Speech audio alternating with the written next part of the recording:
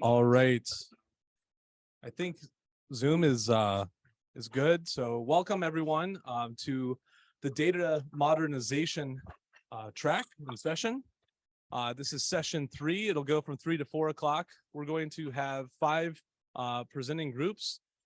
Each presentation will be about 10 minutes long, and then questions are going to be saved and directed at the end. So please write those questions down, and we can make the introductions, or we can introduce you and then have you ask your question at the end as directed to the different groups. My name is Joel Elson. I'm an assistant professor of IT innovation at the College of Information Systems and Technology, and I'm the head of NCITE's Information Science and Technology Research group. So it's a pleasure welcoming you all to this session. So without further ado, I'd like to welcome Deanna House up to the screen.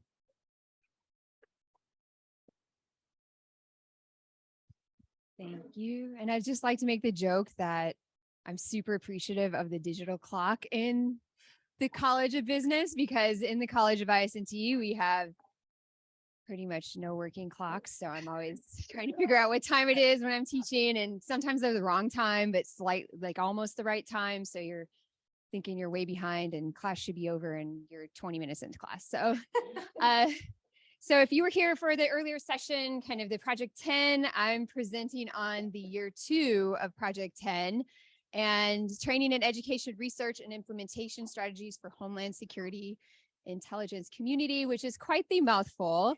But I am from the College of Information Science and Technology. I'm assistant professor over there. I teach in management information systems and cybersecurity. I call myself the dotted line stepchild to cyber because I teach risk, I teach governance, policy, privacy, all the sort of managerial aspects of cyber. I'm not reverse coding malware and things like that, but I still have an interest in it.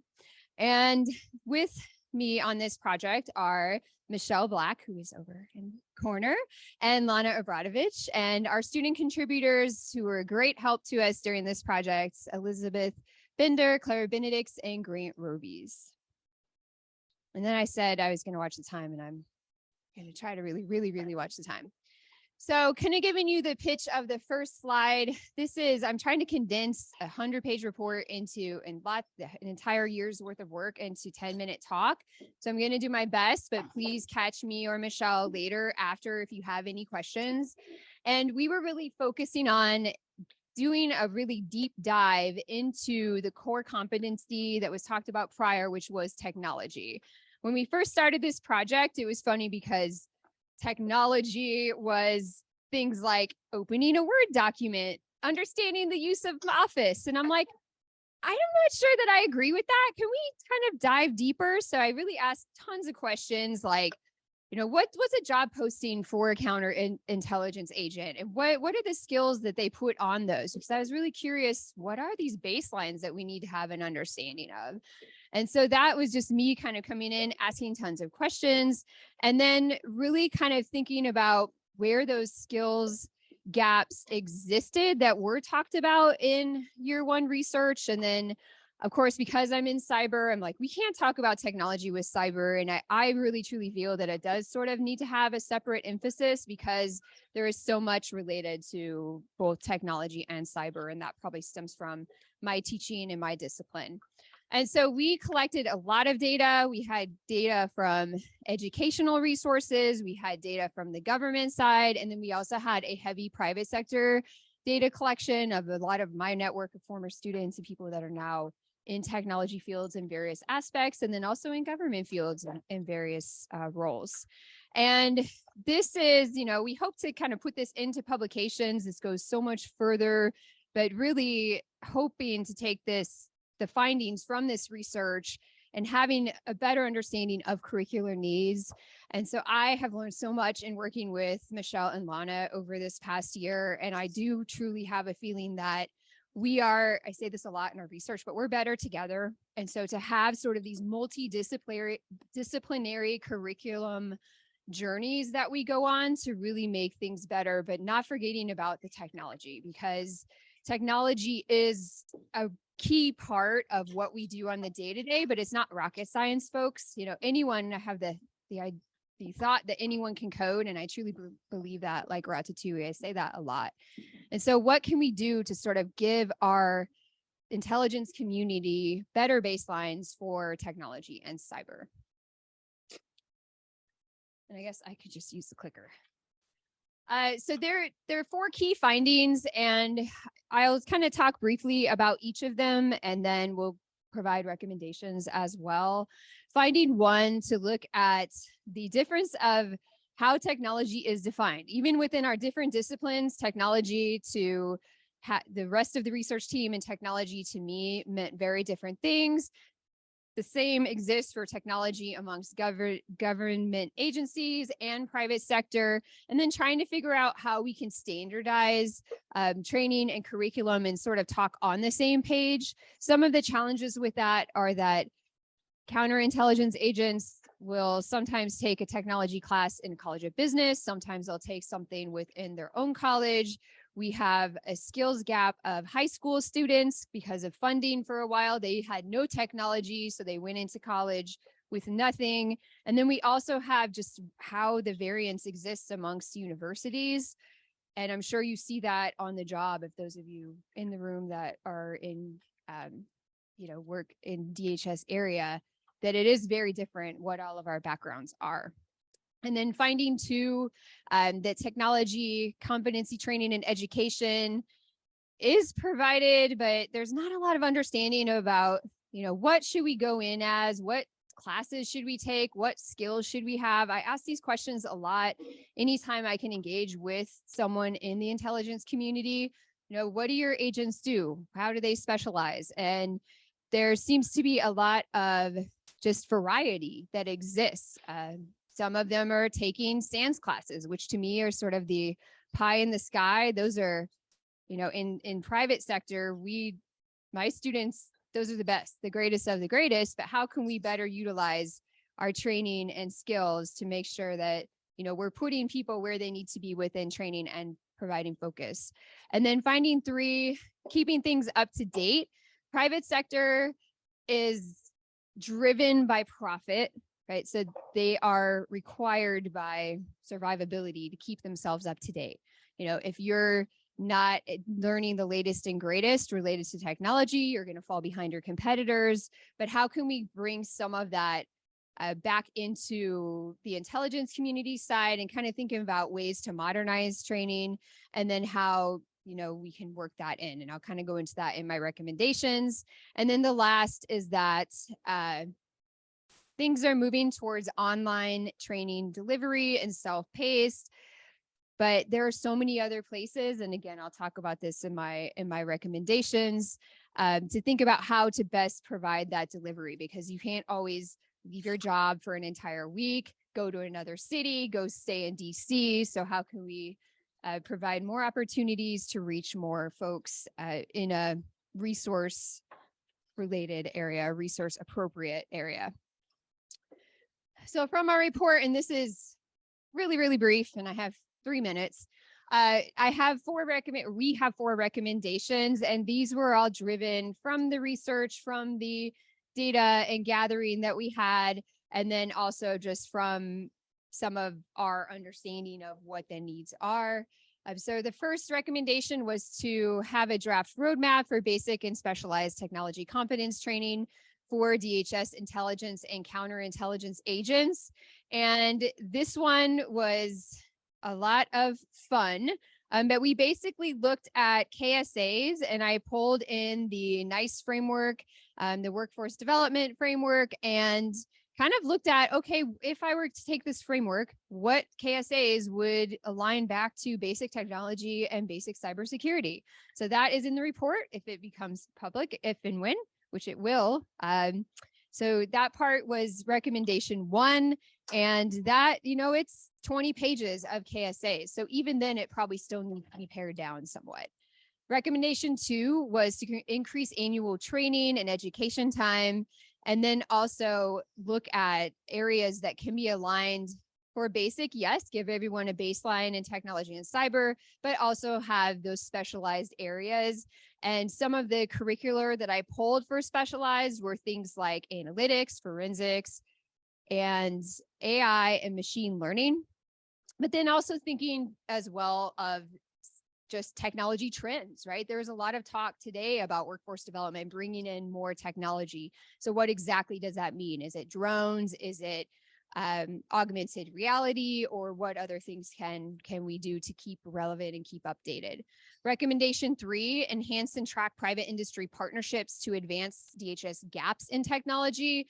And recommendation 3 was really focused on utilizing some of those private sector resources. There's a lot of available training and development product out there that does not require budget and resources. So kind of having an understanding of ways to elevate those partnerships and provide some of those trainings so that it's not totally fallen on the DHS side through CISA, which I kind of didn't mention as much because CISA does exist, and we did ask as part of our survey about that. And I think half of our government entities had utilized CISA. So the other half, 73% had not utilized, but 50% were aware that CISA existed. And then lastly, for recommendation 4, to collaborate with the Centers of Excellence to produce IC competency training and education models for technology that can be adopted and modified and then distributed online for training requirements. And I did participate in some of that course and curricular development. There was a pilot study through one of the COEs through CISA, and it was interesting, but I don't know that, honestly, I know I'm on record and it's recording, but that it was really the best way to distribute that training, because I think there should probably be a difference in not have a long course, but instead maybe smaller modules and to have things happen a little bit faster. And then for the follow-ons, and I know I'm right at the end. So for year 3, we're actually focusing on a security innovation academic programming task force led by the PI, Michelle Black.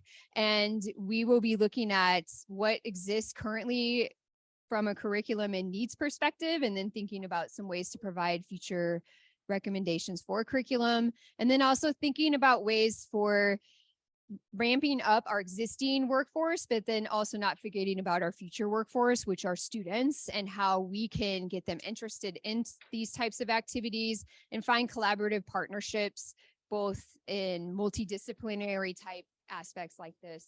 So yeah, I think that's it. I think I'm at time. So thank you so much. Thank you. Thank you. And as a reminder, we'll do questions at the end. So next up is Matt Jensen from the University of Oklahoma, and he will be presenting on how microblogs tell, or what microblogs tell us about violent extremists.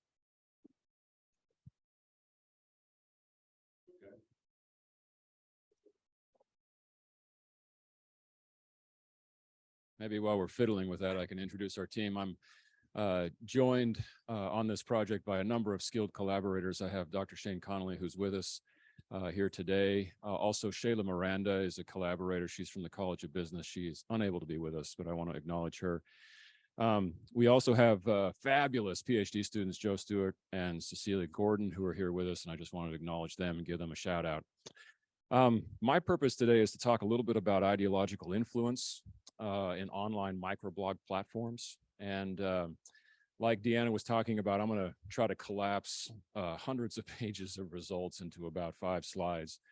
But I'd be happy to elaborate on anything that you see here or hear about today. To give some context, we're studying how violent extremists influence people through mediated channels. Now, obviously, this is a broad topic, and so we have a specific piece. We're really interested in the tactics that ideological groups use to recruit members, to mobilize around issues, and really to increase the commitment that their followers and also members of the public have with the cause. We have a number of methods that we use to interrogate some of our problems. You can see these listed up on the screen. I want to go through those really quickly because what comes next is a list of the findings that we think are most applicable for people in this room. The first thing that we do is we gather huge data sets. And over the years and through years of studying ideological groups, we have a number of at-rest data sets that we use.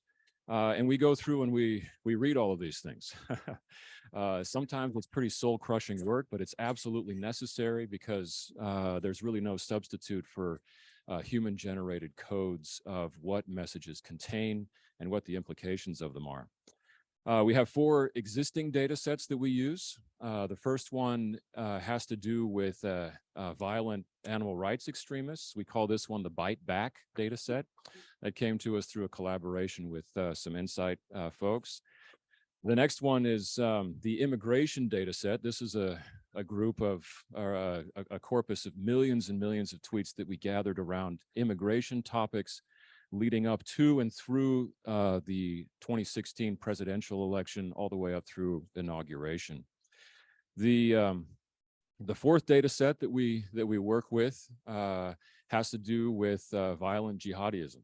And so we have a number of partners that we've worked with, again, through NCITE, to put together a corpus of tweets that come from members of jihadi groups and also sympathizers. And then the final data set that there's going to be a point because I'm going to talk about some findings from each of these data sets, but I want to give you some sense about what these things are before we dive in. The last data set is one that we've put together. We call it the Digital Ideological Groups data set. This is a group of, or it's a group of ideological groups that have been associated with extremism. And we've collected those from a number of different sources. And once we identify these groups, we go out and we gather tweets that members of the public direct at the groups, leaders of those groups send out to the public, and also official tweets that come from group accounts. Okay, so those are the 4 data sets that we work with. After we go through and manually label a lot of the messaging that comes out from these groups, we apply various machine learning techniques to understand basic themes and also conduct some predictive analytics about what is associated with offline violence. Now, associated with our exploration of at-rest data, mostly Twitter data, we also conduct laboratory experiments. And the reason why we do laboratory experiments is they allow us to uncover the causal mechanisms that we observe in the tweet data. And so we have spent a lot of time looking at identity, both ascribed or inherent identity and those identities that we all assume. That came to us through investigation of the tweet data. We then took that into the lab to investigate further causal mechanisms. I'd like to share just a few of the key findings that's come from this work. Again, this is kind of a condensation of years worth of work. And first up is the analysis of the tweets. So one of the things that we've noticed, and we actually noticed this across multiple data sets, specifically the ideological groups data set that we gathered, and also the jihadi data set that was given to us through partnership, that there seems to be a rise in religious rhetoric prior to commission of violent events. We saw this specifically with jihadi-associated events in Europe and also here in the United States. But we also saw this in conjunction with the January 6th Capitol riots. It was more muted, but it was there and it was clear. We didn't see too many differences between participants and non-participants, at least in the messaging prior to the January 6th event. But after the event, there was a veritable explosion of messaging justifying violence rhetoric, and also sharing of these messages in the aftermath of January 6th. One of the things that's also become apparent as we've studied tweets and the messaging techniques that violent groups use, violent groups very often appeal to social identities. I've alluded to this before. And when I say social identities, the thing that we typically pay attention to are things like race, ethnicity. These are things that are ascribed, but they also encompass other things, other aspects that we choose, right? So these are things like political leanings, for example, how we feel about certain issues, right? These are things that we choose. And one of the things that we've noticed about violent groups' use of social identity is that this is typically associated with emotion, right? It's one of the ways that violent groups charge their readers. We actually have a poster about the use of social identities and violent groups. And I just want to give a shout out again to our PhD students. The posters are specifically about this point. So if you'd like to know more about some of the methodology and some of the findings, that's a good place to go. One of the other things that we've noticed, and then I'll move on to the experimental results. When we look at the differentiation between violent and nonviolent groups and how they appeal to social identities, one of the things that we've noticed is that there is clear differentiation, right? We see this repeatedly across groups, but what we talk about here is the need to justify and also emphasize differences between the violent groups and what they're doing and the nonviolent groups. Moving on quickly to key findings from the experiment. Just a couple of things that I'll highlight here, and then I'll sit down. As somebody who's taken a look at ideological groups over the last decade, one of the things that I've noticed is it's really hard to change people's minds about ideological topics. But what we've noticed in this project in the recent past is that it's getting to be a whole lot easier. When we put controversial topics in front of people, this tends to move how they feel. It shifts their attitudes, particularly the strength of their attitudes. And that's kind of a sobering thing. But that's something that we saw over a number of different issues. The next thing that I want to quickly focus on is that inherent identity tends to be much, much more provocative and robust in producing effects. And so if we appeal to things like a minority status in tweets, in any kind of ideological messaging, that tends to generate much greater reactions in readers. But, and here's another thing that's really interesting that we've uncovered. When we have inherent social identities that are presented or invoked in messaging alongside other types of identities, the effect of inherent identities tends to be suppressed. So, for example, in one of our experiments, we had a whole list of Twitter feeds that we asked our participants to read through. And in some of those messages, race and ethnicity was very prominent. In other cases, we had those tweets alongside things like, whether or not like political leanings and things like that. As soon as we introduced these other types of social identities, the effect of that inherent identity tended to be reduced. Now, this is kind of a puzzling finding, and in year 3, we're going to be following this up a little bit to take a look at potential mitigation messaging. But I wanted to share that with you. The last thing that I'll say here is that groups that engage in coherent messaging, they hammer away at one single target, one single issue, or one single social identity. That leads to stronger pro-identity stance, greater feelings of importance, and also a higher level of credibility. We've developed a whole bunch of products. I'm out of time, so I'm going to sit down, but I'll leave this up on the screen so that you can read through it. We developed dictionaries, lots of machine learning models, and lots of data sets associated with this. So, thank you. Thank you so much, Matt. Next up, we have Iris Malone from George Washington University, and we will be listening to how machine learning can predict mass casualty violence.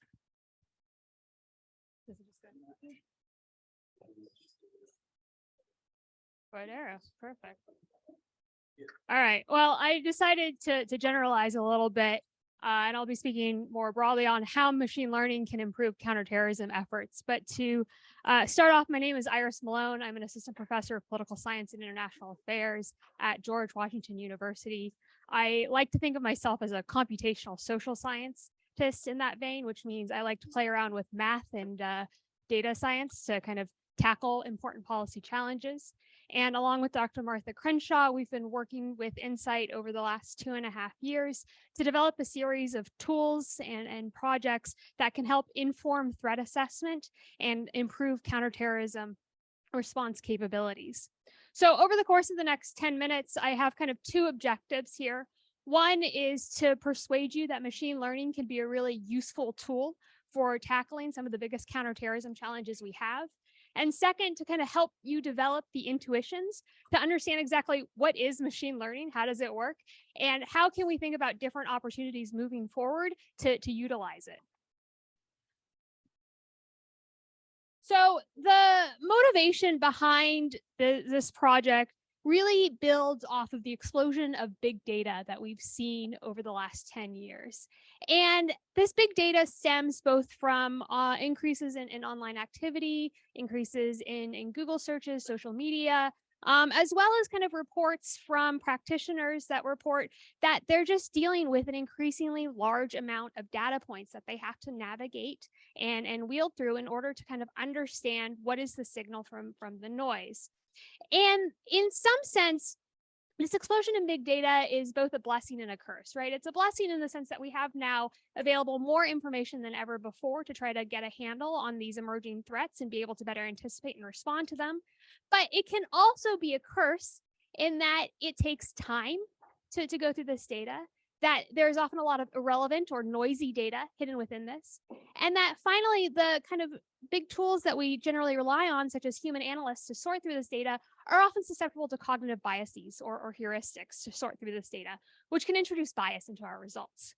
So the motive then behind incorporating more machine learning tools into our data is to improve prediction and response capabilities by helping to automate and improve analysis in 3 ways: to expedite assessment so that results are accessible more quickly, to prioritize information in more accessible and easy to understand ways, and finally, to minimize bias that could be introduced by human analysts. So as part of this, we've been exploring a number of different test cases or use cases that could support DHS in providing early warning of emerging threats. And part of these kind of stem from the different strategic challenges posed by emerging terror threats and targeted violence within the United States. For example, is it possible to better anticipate where active shooter incidents like those in Buffalo or Uvalde are likely to happen? Ahead of the 2022 midterm elections in a few weeks, can we anticipate where electoral related threats are most likely to happen? Can we understand where REMVI or agave mobilization is most likely to occur?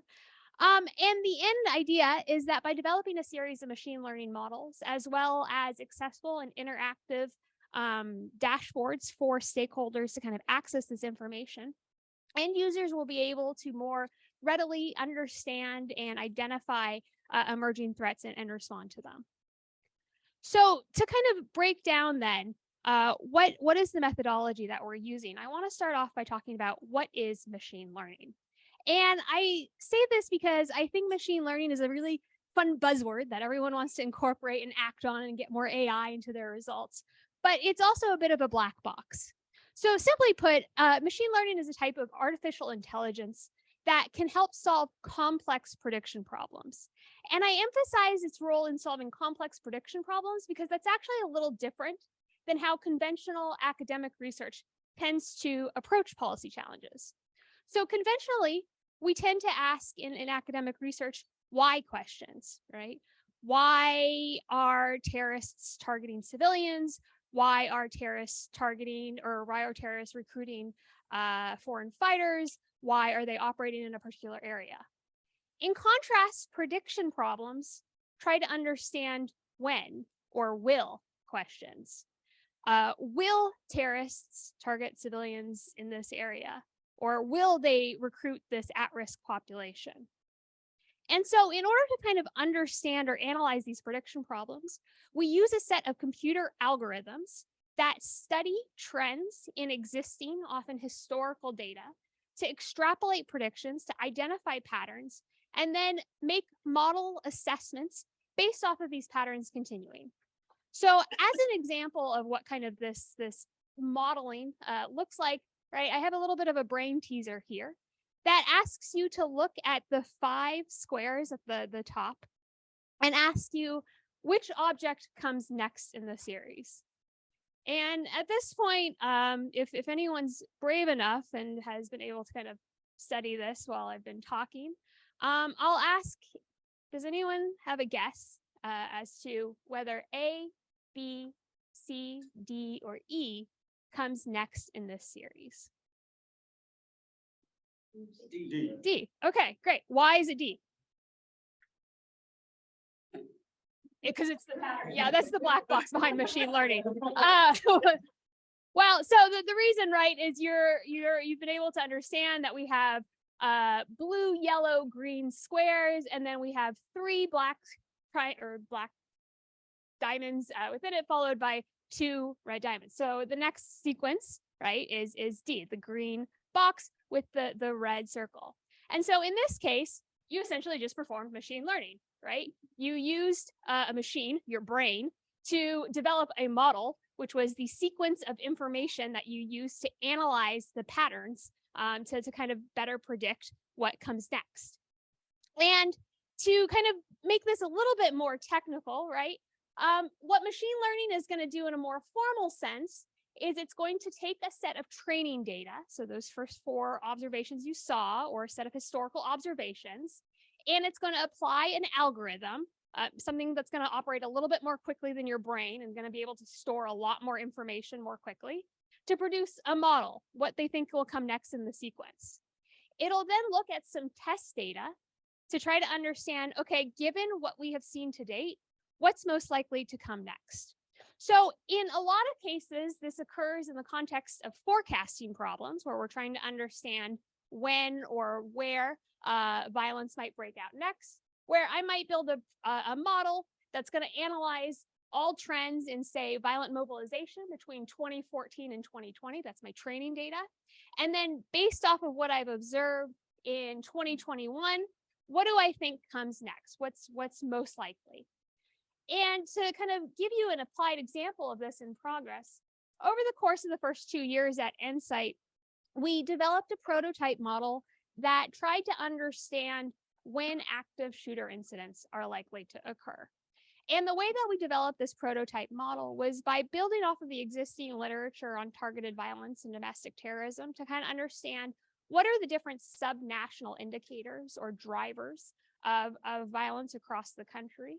And then to develop a model that looked at all of those different indicators from 2014 to 2020, and then tried to make a series of forecasts for the second half of 2021, as well as this year to understand. And the end result, as you can see in this choropleth map on the left-hand side, is a kind of nice, easily accessible tool for end users where they can be like, the counties in yellow are at much higher risk. And as kind of like external validation of what this looks like in practice, about a week after we published the result, there was actually an incident in Palm Beach County in which there was an active shooter incident at a Publix grocery store, which our model had actually identified with rather high precision just recently. So I think that this is promising then in how machine learning can kind of provide opportunities for improving predictive threat assessment moving forward. That said, I'll kind of conclude with a few limits or words of caution, which is that it's important to remember models are only as good as the data that they train on. And that's where I think it's really important for collaboration with practitioners and academics to come in. We need CT experts to kind of help validate both the inputs as well as the results to understand if the results make sense. We also are always looking for input on what else we should be including or what other factors we should be considering. These models are susceptible to shocks or unexpected events, black swans. All right, will always kind of override a model and kind of undermine the ability of those results to be accurate. And then there's also generally a challenge with data drift, meaning that the further out we get from the data that we're studying, there's more opportunities for other factors to come up or other trajectories to get in the way that can undermine it. Nevertheless, moving forward in kind of year 3, I think that there are great opportunities to kind of iterate and improve the existing models that we've already developed for NCITE, as well as to identify further opportunities, hopefully in conversation with some of the practitioners here at the conference for machine learning development and other opportunities to improve counterterrorism prediction and response capabilities. Thank you.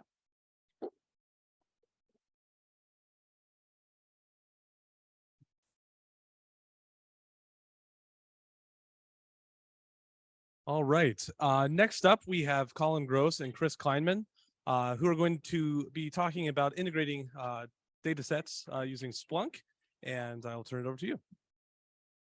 Cool. Thanks, Joel. Hey, I'm Colin Gross. This is. Can you hear me? Anyway, yeah, so I am a senior sales engineer with Splunk. I used to be a customer, so a lot of what I'm going to talk about here is actually based on my experience using it in the field. I'm not just making it up and I didn't, drink the corporate Kool-Aid or whatever. And my name is Chris Kleinman. So I previously served at FBI for 15 years. Also served in the IC at NCTC, LX1, LX2, and CIA. So I started when I was like 10 years old. That's cool. Nice to meet you. Cool. So right here, you can basically see the different areas where Splunk plays. Specifically with the University of Nebraska, we are actually being used for cybersecurity protection. And we are in the works with doing some critical infrastructure work in the future. But why we're here today is to talk about counterterrorism research and how we can hopefully make everybody's lives a little bit easier with our platform. So you might be asking, why are we up here? It's a good question, but at the end of the day, a lot of what I want you to get out of this is that we're here to make your lives easier through many things. Like we can bring on limitless amounts of data. For example, we have customers right now bringing on petabytes per day of data. So there's not really a limit that we've found that can actually be provided that, will catch up. We can help you bring in data in a lot of different ways. So like API calls, you can bring in data from Twitter. You can bring in actual machine data. You could put something like a dictionary in there. And so you can reference that against future data types that you're bringing in. And then once you do that, you can basically just keep it there and everybody could use it. So if I wrote a search that Chris liked, or, Chris brought in data that I liked, we could work together and make it more collaborative by just using the same platform. When it comes to searching, we use what's called schema on the fly, which is important because you don't actually edit the underlying data, but you can change what it looks like in your searching. So data integrity is a huge piece of that. The next piece is SPL.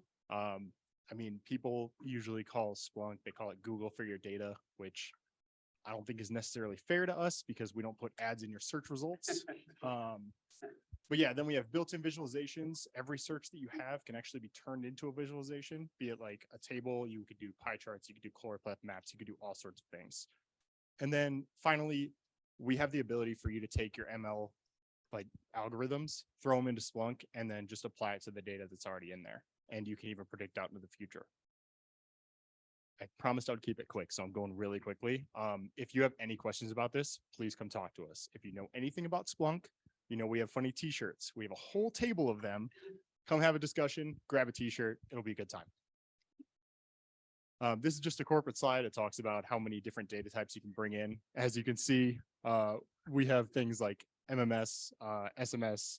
You can bring in Twitter feeds. You can bring in cell phone data. You can do all sorts of things that I think could be super useful in research. And on that note of different data types, I'm gonna let Chris talk here a little bit about how we're seeing these used in the field. Cool. And the little customer that he was talking about, it's that's bringing in petabytes of data. It's a fruit, and it's probably something that you guys. So I'll just leave it at that. So number one, the macaroons and donuts up there has to do with exit data mapping. So everybody knows there's metadata associated with photos and videos. So Splunk, the beauty of it is we can pull that in and get geolocation information.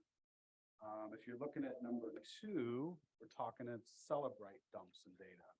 So this was from an actual case in Santa Cruz, California. Our former CEO, Doug Merritt, had come to us. His friend had been murdered. So the CEO asked for your help as a personal favor, kind of go do it. So this was This case is still being worked. It's going to discovery and trials. Number 3, any of you had your catalytic converter stolen recently? That's number 3. Lots of stuff going on. We're working with Houston Police Department, Dallas, and a couple other agencies. And then number 4 is ML risk scoring of human trafficking. So there's a big organization out there. It's called Global Emancipation Network. They do great work. They've gathered all the rub maps and whatnot from massage parlors, and they have mapped the whole state of Florida. So you can look them up, Global Emancipation Network, and happy to provide introductions to them if you need more information. That's kind of it in a nutshell. Click the button. Education and training. There is Splunk training and education available, free to take on demand if you want it. Feel free to reach out to us. We also have a distro list that we set up. It's NCITE, you know that word, right? Splunk.com. So, yeah. And then just as a final note, we have an enormous community, both in industry and then, like public sector, private sector, it doesn't matter. They all use Splunk. There's a huge collaborative platform, and we actually host a ton of stuff that has to do with that. So again, you just go to our website, you'll find pretty much everything to do with that. And yeah, come talk to us afterwards if you want to help out. And get a free t-shirt so we don't have to bring it back. Thank you. All right, and then our final presentation, before we have some time for questions, will be from Aidan Vela from the University of Central Florida and Stephen Windish from Temple University. And we're going to listen to how can we predict election violence.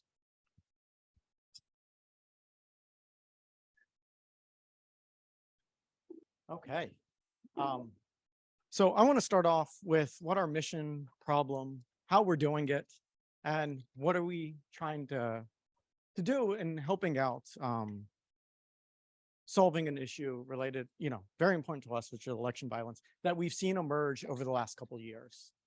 So for starters, we want to ensure the safety of election-related officials and workers. Okay, so we're not just talking the Secretary of State. We're talking about the maintenance man who closes up the building in Atlanta where they store the voting machines. Okay, so this is, I think, a big point that we're trying to address that makes us a little bit distinct. All right. And in order to solve or work towards that higher order mission, we're trying to address 2 key problems. First, we want to understand the nature of election motivated threats and violence. Okay, how does it happen? Who is it targeting? Where do we start seeing it emerge? Okay. And on the other side, we want to do a quantitative risk analysis for these election workers and institutions by observing moderated and unmoderated spaces where we see discourse occurring. All right. Now, as you might see, we're sort of setting up a mixed methods technique. Right. So Stephen here is on the qualitative side. And we're doing interviews with election officials. While I am sort of the machine language, natural language processing, big data type guy.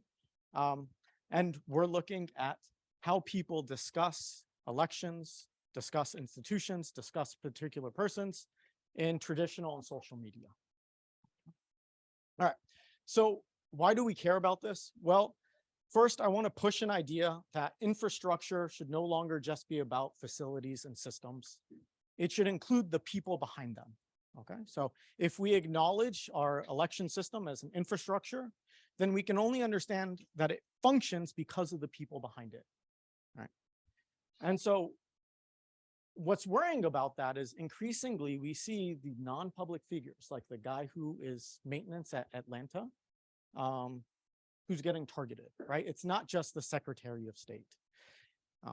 And, I bring up this case because I always go by the Taylor Swift metric because I really like Taylor Swift and she's very popular, right? So what you'll see here is this is just Google Trends of searches on the names Taylor Swift, Clarence Thomas, and Cassidy Hutchinson. All right, of course, Taylor Swift is wonderful. She re-released her Red album, so we got a lot of Google searches. She just released her Midnight album. So of course, a lot of searches on her. Clarence Thomas, Not nearly as popular as Taylor Swift, right? Nobody goes to see him in concert. But nonetheless, we see spikes in searches for Clarence Thomas, right? Especially when news reports regarding his wife came out, and then later on when the Dobbs decision came out. Now, what was really interesting to us about this time was when Cassidy Hutchinson testified on the Jan 6 committee. Okay, so how many of you guys had heard of Cassidy Hutchinson before the Jan 6 committee? One, maybe two. I'd never heard of her. Most people have never heard of her. Okay, all of a sudden she's more popular than Taylor Swift. Okay, explain that. Now, what I didn't show, because unfortunately Google sort of aggregates stuff, is not only was she more popular than Taylor Swift during this 1 week period, and more popular than Clarence Thomas, but Google searches for her home address occurred more than Taylor Swift and more than any of the Supreme Court justices who we know were getting protested on a daily basis and who had police support. Did Cassidy Hutchinson have police support? Maybe she might have. But what about lower level election officials, right? So I want to keep that in mind. So probably took a little bit longer on that than I should have. But this is where we're going. All right. Hi, everybody. So as Adon alluded to, this is a mixed methods approach here. So I had the opportunity to work with Gina Ligon at Nebraska, and she always told us, if you want to go fast, go alone. If you want to go far, to go together. And so this project is very much in that spirit. I am a qualitative researcher. I do not have the capacity to understand some of the things that Adon's going to talk about later on. But my bread and butter is in interviews, qualitative field work. And so what we're going to do for this first part of this, I'm going to use the flashlight if I can. There we go. So what we're interested in here is this first part of this, the initiating event, and then my project is looking, my portion of this is looking at the election violence. And so what we intend to do is conduct interviews with election officials in the Mid-Atlantic region to understand the nature of their election violence, the victimization that they went through and experienced, whether that's the emotional, psychological, situational consequences of this, and kind of get their take on that experience. Ask them about their risk of exposure, whether that's on social media, whether that's at their work, what kind of training were they given with their industry for what we're referring to as cyber hygiene. We've kind of taken a look at some public resources, and we're seeing that a lot of cyber hygiene is focused on keeping the company's information protected. So not sharing your password, not giving out your ID card, but what kind of training are they giving for their own social media platforms, sharing their social media address? You know, let's say you're on Facebook and your child is participating in a local track meet. Say, oh, I'm so happy to go to Thomas Jefferson this afternoon for a track meet. Well, you just shared everybody where your child goes to school, right? And so one of the things that we're seeing kind of anecdotally early on is that a lot of these election officials are being threatened by personal relationships. You know, we're going to come after your children, we're going to come after your spouse, we're going to come to your house, sharing text messages or emails of their front door, kind of following them to work. And so this first kind of project of this, first part of this project is looking at the nature of the violence. And so a couple of things that, you know, we're starting to hone in on is kind of not only kind of the specifics of the case, but kind of the messages that are being given to them. We came across an archive of voicemails that were given to election officials in the United States. One of the early trends that we've noticed is that female election officials are being threatened personally. You know, we're gonna come after you. There may be sexual threats, there may be personal threats. Where male election officials, their children are being threatened, their spouse is being threatened. So we think there's some interesting trends there about the nature of the victimization and kind of the threat that's being given to them. And so we're going to set up a series of snowballs throughout the Mid-Atlantic region, and we're going to conduct both structured and unstructured interviews to kind of look at the nature of this. And this will feed into the second research question. So at this point, we have the expertise of Stephen and his qualitative research, and we can begin to start asking, well, what are the quantitative relationship between discourse that we see online and proximal high-risk events? So what do I mean by that? Proximal high-risk events could be Google searches for people's home address who shouldn't be really Googled, right? So we're not necessarily looking at an act of violence or a home break-in especially because those tend to be very rare events, okay, on the relative scale. But I think to the point that one of the speakers made earlier is, you know, data is only as useful as the expertise behind it. And so that's why we have this mixed methods. Now, one of the challenges that we have in doing these machine learning and big data sort of analysis is that we're talking about low-level trends, right? This isn't, oh, is Taylor Swift trending because Midnight came out? It's, is Bob Jones trending, some random gentleman worker in Alabama, right? These things are not normally studied. We don't study how do you track low-level trends that emerge from the noise, okay? With that, we want to understand the volume and the sentiment related to institutions and persons. We want to relate, essentially we're doing a lot of studies going back to what we've learned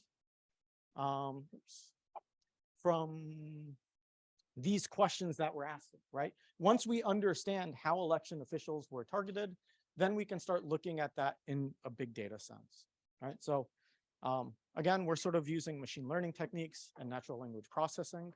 We're going to mix this up with some hidden Markov models. And I think what's particularly interesting in our research approach is that we're looking at a diversity of data sources when we're doing our big data sort of analysis. We're looking at transcripts from you know, reputable news sources, right, for the most part.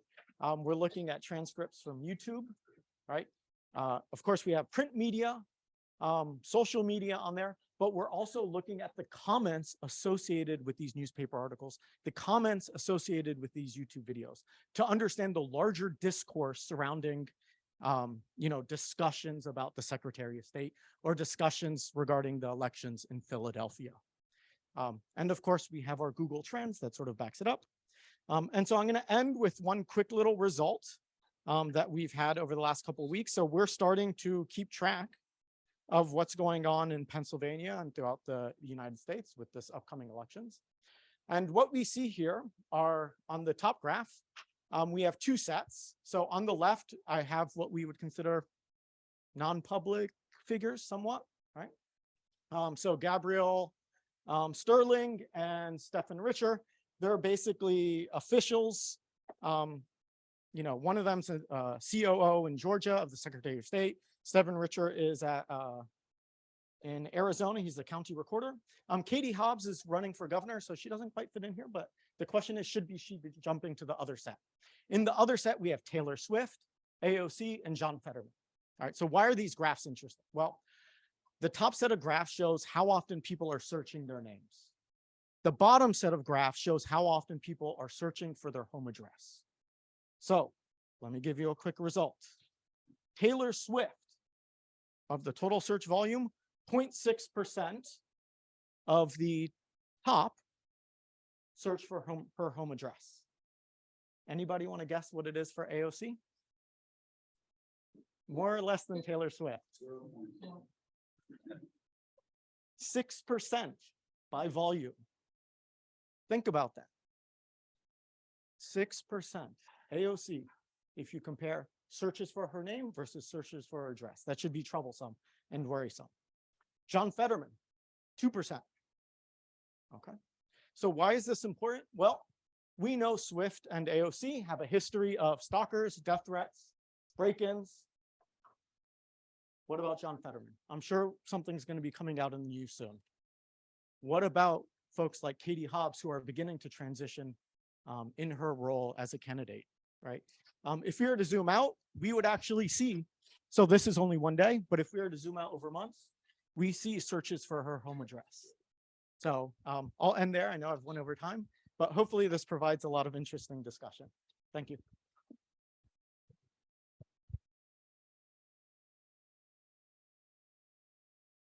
All right. So now is the time for question and answer. We have a little time left, which is very nice. Are there any questions that are immediately jumping out from the audience? And if not, I can direct my first question. Oh, yes. We'll run the microphones up. Thank you. Thanks. Those are all great, super interesting presentations. I learned a lot from them. So I have two questions. One is for Shane and his project is graduate students. And you mentioned that there was a rise in religious rhetoric preceding violent events. And I was wondering if that refers to a rise in rhetoric relating to the same persons or organizations preceding tweets and preceding messaging, or are you comparing that to a baseline of, say, a religious non-extremist account? Because we know that armed groups and terrorists like to attack on symbolic days and particular days. So could there be a general rise or a capturing there? And the second question is for Iris.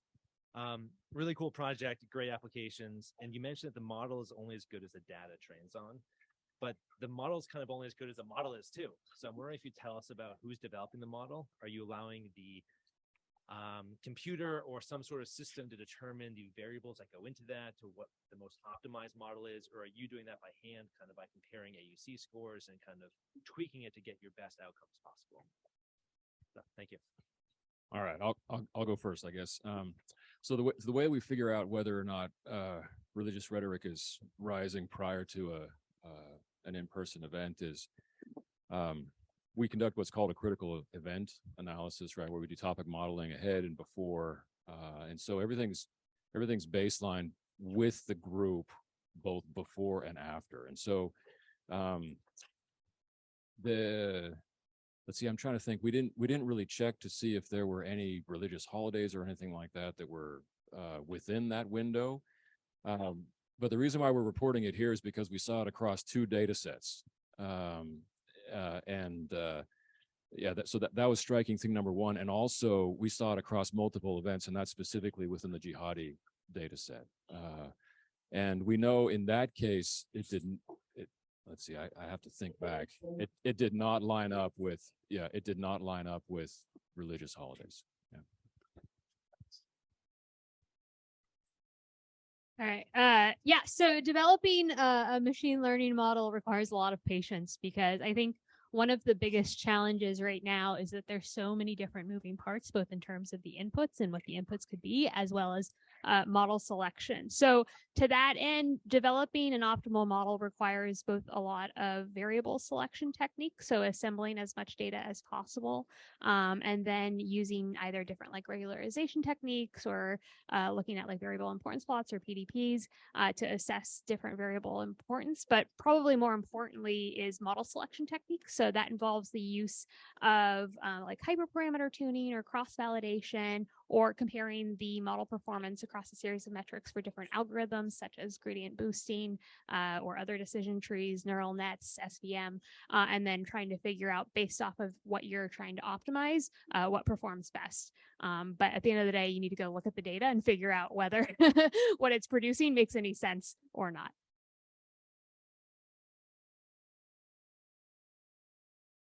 All right. Thank you. I don't know if it's working. There we go. I think we have time for one or two more questions. If there was a group that had any more, yes, we'll run up the microphone.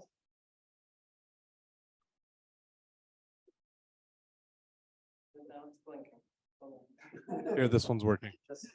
So this is for the last presentation slide. So I know you guys are using Google Trends data, and I'm also interested in using Google Trends data. So how are you pulling that data like manually from like going into, or using an API? Because yeah, so there's these particular plots were manually. They do have the big query or big table that you can use for the Google Trends data. We haven't stressed it yet. So because what we're doing is we're going to be generating a list of names